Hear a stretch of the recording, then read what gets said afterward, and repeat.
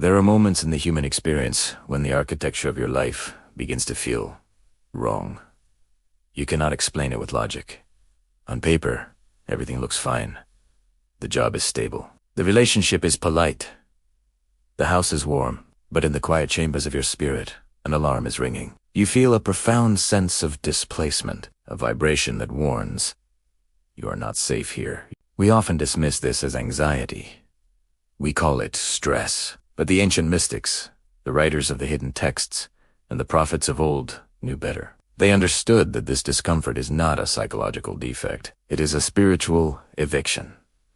Notice, what if the sudden appearance of a creature or bird staring at you, a stray dog blocking your path, a snake crossing your garden is not random? What if God is using the raw materials of creation to orchestrate your escape? Before you dismiss this as superstition, breathe. Because what I am about to reveal comes from a lineage of knowledge that predates modern psychology. Throughout the Torah, the Gospels, and even the apocryphal texts left out of the canon, God rarely shouts, signals. He used a donkey to stop Balaam from cursing the Israelites.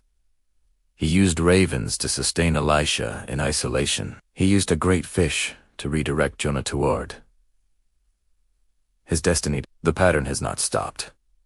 The method has not changed. If you are watching this, you are likely standing at a threshold. You are holding onto a person or a place that heaven has already marked for deletion. Today, we will decode the 7 animal messengers. These are the sentinels God deploys when it is time for your personal exodus. By the end of this broadcast, you will understand not just the symbolism, but the urgent command hidden within it. If you are the one that the shepherd has left the 99 to rescue, this message is your lifeline. Comment 99 below to acknowledge that you are listening. Let the revelation begin.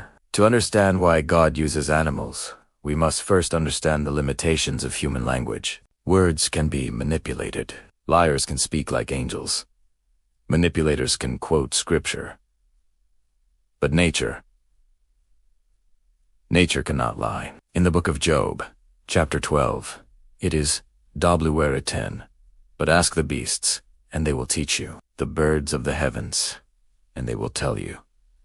Why? Because the animal kingdom exists in a state of perpetual obedience to the Creator. They do not have free will to rebel. Therefore, they are pure conduits of divine will. In the Gnostic traditions and early Christian mysticism, there is a concept known as the anima mundi, the soul of the world. It suggests that the physical world is a mirror of the spiritual reality. When the spiritual atmosphere around you turns toxic, the physical world must react. It ripples. Animals are the first to feel this ripple. They possess barometer souls. They sense the density of a lie, the heat of betrayal, and the coldness of a dead destiny long before your intellect catches up. When God wants to move a chosen one, someone marked for a specific purpose, he often bypasses the conscious mind, which is full of excuses and fears. Instead, he sends a messenger that interrupts your reality, a bird in the wrong place, a predator acting docile, a companion animal reacting with hostility. These are, as the psychologist Carl Jung noted, and as the prophets lived, these are meaningful coincidences, designed to break the trance of your daily life. They are warning you. The environment has turned against your purpose. Let us examine the 7 messengers of departure. The 7 messengers. 1. The owl. The unveiling of hidden masks. There are moments when you feel a shift in the atmosphere, a quiet tension, as if the people around you are wearing masks. Entered the owl. In modern culture, we associate the owl with wisdom. But in the ancient Near East and in the Bible, Isaiah 34, the owl often inhabited desolate place, israns of what used to be. In the spiritual lexicon, the owl is the revealer of secrets. It sees in the dark what you cannot see in the light. If an owl appears repeatedly in your path, in your dreams, or hovering near home, God is alerting you to deception. The owl carries the energy of the apocalypsist. Unveiling, it appears when the person you are trusting has a hidden agenda. It shows up when a relationship is built on a foundation of lies. The owl asks, who is speaking in the shadows? God sends the owl to tell you, do not trust what you hear. Trust what you sense. Someone is hiding their true face. The owl sees it, and now you must see it too. Leave before the mask falls. 2. The crow. The severing of ties, then. There is the crow. Often feared as an omen of death. The crow is actually a messenger of necessary endings. In the story of Elisha, a raven's cousins to the crow fed the prophet while he hid by the brook Cherith. They sustained him, but they appeared during a time of famine and isolation. The crow appears when a timeline has expired. It represents the alchemical stage of negredo decomposition. Something in your life is wrong. A job, a friendship, a romantic connection. It is dead, but you are still trying to perform CPR on a corpse. When crows cross your path aggressively or persistently, heaven is saying, "Stop trying to fix what I have broken." God uses the crow to signal that the grace for this season has lifted. The energy is no longer flowing. If you stay, you are eating from a dead table. The crow does not come to curse you. It comes to cut the cord. It screams the truth you are afraid to whisper. It is over. 3. The snake. The betrayal and the garden warnings can be subtle, but some are visceral. The snake. From the Garden of Eden to the wilderness of the Israelites, the serpent carries a dual meaning. Wisdom, yes, but also infiltration. A snake does not announce its arrival with footsteps. It enters silently. It strikes when you are comfortable. If a snake crosses your path in a place of safety, your home, your porch, your place of rest, this is a code red, spiritual alert. This signifies betrayal. Someone close to you, someone who shares your table, eats your bread, and laughs at your jokes harbors poison in their heart. It is the Judas archetype. They are the friendly rival. The envious sibling, the partner who smiles but secretly resents your light. The snake appears to tell you that the environment has been compromised. God is revealing that your garden is no longer safe. There is a predator in the grass. Do not try to tame the snake. Do not try to reason with envy. You must exit the garden. 4. The dog. The guardian of the threshold. Loyalty is the currency of the kingdom, and no creature embodies loyalty like the dog. In the apocryphal book of Tobit, the young Tobias is accompanied by a dog on his journey with the archangel Raphael. The dog acts as a grounding witness to the spiritual journey. Dogs perceive the intent of the human heart. If your dog, or even a stranger's dog, reacts with sudden aggression or fear toward a person in your life, do not correct the animal. Correct your circle. Dogs detect the frequency of malice before it manifests as action. They smell the adrenaline of deceit. If a dog refuses to be near a new partner or growls at a longtime friend, God is using that animal's instinct to override your denial. Your logic says, "But we have history." The dog says, "But they have a knife." Trust the guardian. If the dog rejects them, you must reject them too. 5. The hawk. The call to elevation. As the walls of your current life begin to shrink, you may see the hawk. The hawk does not engage in the petty squabbles of the sparrows on the ground. It governs the upper air. In ancient symbolism, the hawk represents vision and ascension. When this bird appears, God is not warning you of danger below, but of the limit above. You have hit the ceiling of your current environment. You are trying to have deep conversations with shallow people. You are trying to fit a gallon of destiny into a pint-sized container. The hawk appears to tell you, you are suffocating here. It is a command to elevate, to detach, to look at your life from a higher perspective. The hawk reminds you that you cannot fly while tethered to the ground. God is saying, come up here.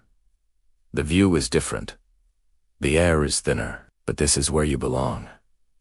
To stay is to starve your potential. Says. The cat. The spiritual barometer. Some dangers are not physical. They are atmospheric. Enter the cat. Throughout history, from the temples of Egypt to the monasteries of the Middle Ages, cats have been recognized as walkers. Between worlds, they are sensitive to the etheric realm. Cats react to spiritual pollution. If a cat acts erratic, hisses at nothing, or refuses to enter a specific room or house, pay attention. They are detecting a spiritual heaviness. What? the Bible might call oppression or a stronghold. A cat behaves strangely around a specific person. It is often detecting a hitchhiker, a negative spirit or heavy energy clinging to that individual. God uses the cat to tell you that the sanctity of your space has been violated. This environment is spiritually radioactive. It drains your peace. It disturbs your sleep. The cat is the first line of defense. If it cannot rest there, neither can your soul. 7. The butterfly. The pain of metamorphoses.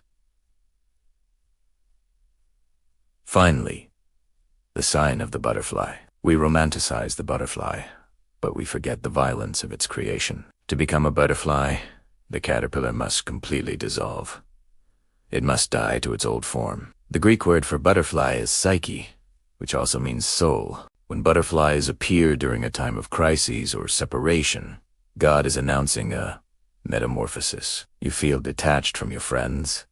You feel misunderstood by your family. You feel like a stranger in your own skin. This is the cocoon phase. The butterfly appears to tell you, you cannot go back to being a caterpillar. You cannot go back to crawling in the dirt with people who refuse to fly. The relationship didn't end because you failed. It ended because you mutated. You outgrew the skin. The butterfly is God's promise that the pain of separation is actually the labor pain of rebirth. You must leave the old garden to find the new nectar. So, how does this apply to you today in the 21st century? We live in a world that worships logic and ignores instinct. We stay in toxic jobs because of the benefits. We stay in abusive marriages because of history. We stay in dead churches because of tradition. But the signs are there.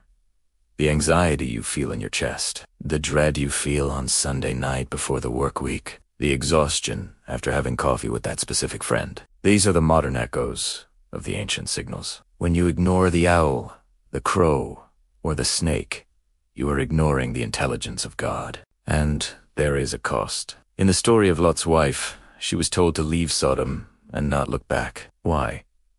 Because looking back connects you to the destruction. When you stay in a place God has marked for exit, you begin to absorb the judgment of that place. You inherit its chaos. You inherit its plagues. The discomfort you feel is God's mercy. He's making the nest uncomfortable so that you are forced to fly. Do not medicate the discomfort. Do not rationalize the signs. Read them. If these animals have crossed your path, if the spiritual algorithm has brought you to this video, the time for debate is over. You are standing at your Red Sea. Behind you is the bondage of the familiar. Ahead of you is the terrifying uncertainty of the promised land. God is saying, move. You are not being abandoned. You are being repositioned. Every warning was a form of love. Every closed door was a divine barricade, protecting you from a cliff. You are not meant to stay in places that shrink you. You were not meant to sit at tables where you are tolerated but not celebrated. God is not removing you to hurt you. He is removing you to rescue you. So, declare it now. Break the agreement with the past. Speak into the atmosphere of your life. Comment below. I trust God's direction. When you type those words, you are signing the decree of your own exodus. Do not look back. The signs have spoken. The wilderness is ahead, but so is the glory. Walk.